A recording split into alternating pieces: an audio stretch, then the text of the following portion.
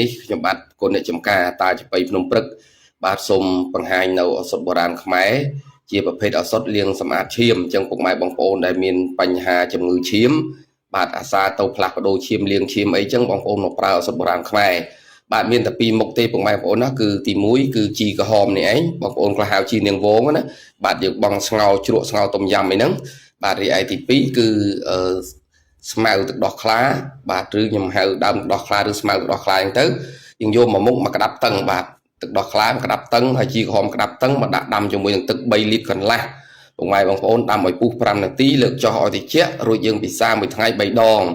បាទមួយដង300មីលីលីត្របាទ300មីលីលីត្រឬក្រោមកន្លះលីត្របន្តិចហ្នឹងពុកម៉ែបងប្អូនក្រោមកន្លះលីត្របន្តិចហ្នឹងបាទយើងពិសាមួយថ្ងៃ3ដងយើងធ្វើដូចនេះរាល់ថ្ងៃជារៀងរហូតទៅការៈឈាមយើងមិនបរិសុទ្ធឈាមមិនស្អាតឈាមមានជាតិពុលជាតិពឹសហ្នឹង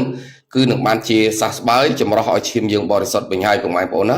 ដោយយើងមិនបាច់ទៅលាងសម្អាតឈាមចំណាយលុយអស់រាប់ពាន់រាប់ម៉ឺនដុល្លារទេអញ្ចឹងពុកម៉ែបងប្អូនបើឃើញវីដេអូនេះមានតម្លៃកុំភ្លេចជួយ share និង follow ចែកគ្នាដឹង